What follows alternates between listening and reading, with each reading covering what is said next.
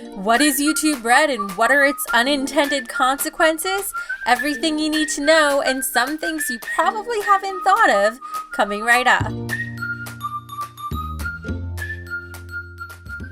Few things have caused as much ruckus as YouTube Red. Probably because it involves money. YouTube Red costs $9.99 a month or $12.99 if you purchase it through iOS. And it offers you several things in return. You get to watch all your favorite YouTube content without ads. You get access to premium content that non-YouTube Red members cannot access. You also get access to all of Google Play's music, and you can even save videos and music to watch offline or have it playing in the background while you have another app running. Now, usually it's just YouTubers who kick up a fuss about these changes, but this time it's actually the viewers too, which is what makes it so interesting. Viewers are concerned for several reasons.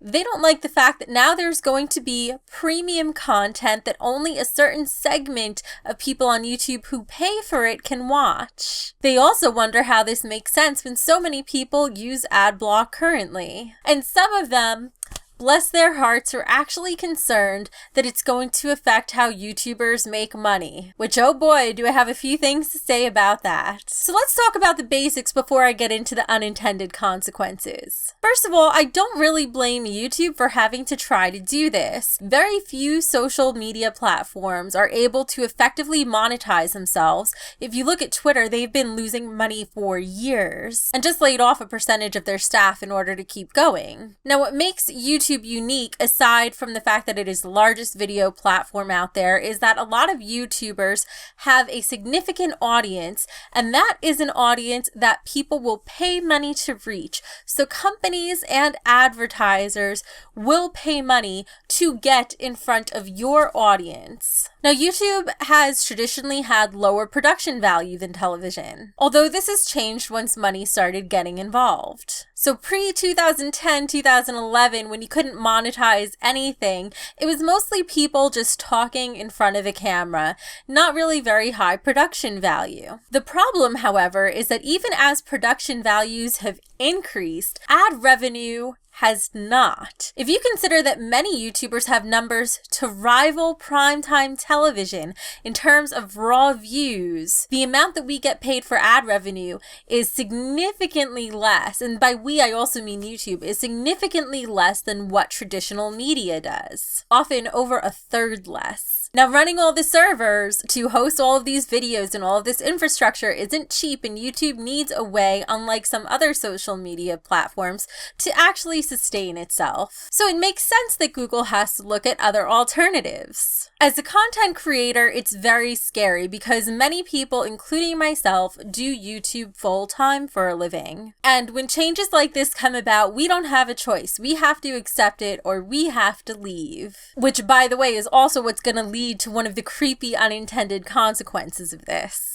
The thing is, we don't know how this is going to affect our revenue, and for some of us, it's a little suspicious that the timing of this came right by the holiday season, which is when ad revenue shoots up through the roof, and now for many of us, our prime time of year, we're not sure how much money we're going to be making. Now, most YouTubers, including yours truly, have diversified. The majority of my revenue does not come from AdSense. The way the revenue is going to be split is it's going to be based on watch time. So if I make an hour-long video and you watch the entire hour of it and you are a YouTube Red subscriber, I will get more of a percentage of that $10 you're paying per month than if you watch, say, half of my video or 30 minutes of it. Now, for viewers, it's cut and dried. You either like the features that YouTube Red offers or you don't. And if you like it, you subscribe.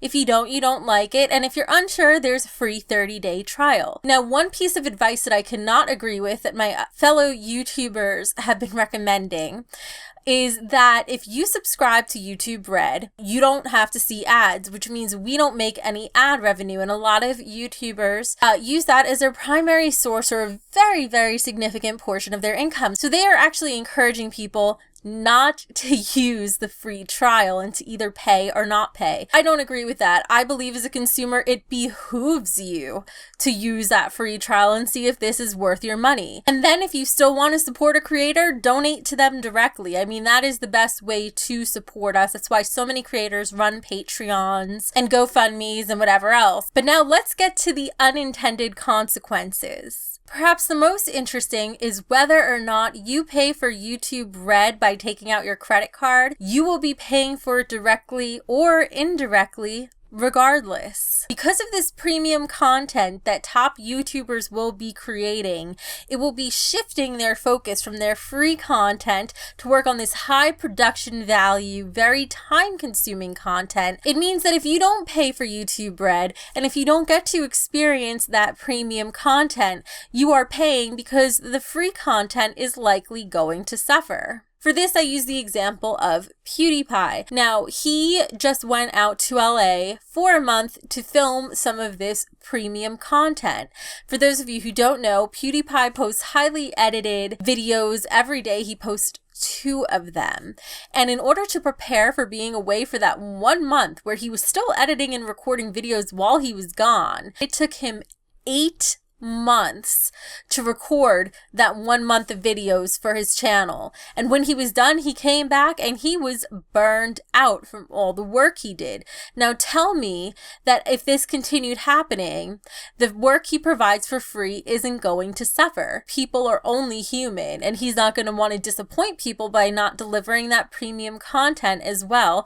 Not to mention, it's a massive opportunity for him or anybody who gets that chance. Finally, there is one more really eerie thought that comes out of this, and YouTube Red just launched today. So we still have to see if this actually happened. In order to continue producing content and having your videos remain available to the public, as a YouTuber, you had to opt in to YouTube Red. And if you didn't, all of your videos that were previously monetized would be made private so that no one could see them because they no longer agree to the contract that you have with YouTube as a partner because the monetization terms have changed. Now, as with any change made in life, there is the law of unintended consequences, and there are many YouTubers who, for one reason or another, have passed away. Whether they publicly shared their battles with cancer on YouTube, whether they simply suffered an untimely passing, or even the case of people who've gone on killing sprees that had YouTube accounts and uploaded their videos. And a lot of people still watch these videos that are out there, either because they miss the YouTubers who are gone and can still relate to their struggles, or in the case of people who've gone on YouTube killing sprees, it's just kind of interesting and it's like an amateur psych study. Suffice it to say that because those people aren't alive anymore, they were not able to opt into the new terms and conditions, which means all of their videos are going to be privated and you can no longer access them. Other social media like Facebook has provisions for this, where if somebody dies, you can memorialize their page so that no more posts can be made, but friends and family can still post there to kind of preserve that memory. But YouTube has no such thing. So if these YouTubers never shared their password with anybody else, like a trusted friend or family member, all of their videos may be gone. So what is the conclusion to all of this? I'm not a naysayer, and I am not going to write this off before it has even taken off the ground. But I will say, if you are a YouTuber, diversify, diversify, diversify. Make sure your audience is on as many platforms as possible. Because although I don't think this heralds doom, and I'm sure a year from today this video will still be here, we all know that this is a dream that can end at any time. And if you are a viewer, I would say don't worry about it too much. Very few YouTubers are going to hide their content away from you behind paywalls. For those of you who don't know, we have had the option to do that for a long time, where we could make our channel a completely paid channel, and you would have to pay to access what we have. Guitar courses or channels that offer specific value like that have followed that model, but it's overall very unpopular on YouTube, which is why many people have never never heard of it and don't even know it exists. So I wouldn't worry about that if I was a viewer. It's up to you to decide if $10 a month is worth it for this premium content and if you support this sort of model. I think it's a pretty cool idea. I don't know if I'll actually pay for it myself. I'm curious to see how it works, but at the end of the day, it's something only you can decide for you. And as for all the vast amounts of content on YouTube that might be lost for this, only time will tell what's going to happen, and we're going to have to see if that content finds a way to stay preserved. What do you think of YouTube Red? Let me know in the comments below. I will be down there chatting with you. And as always, I will see you in the next video.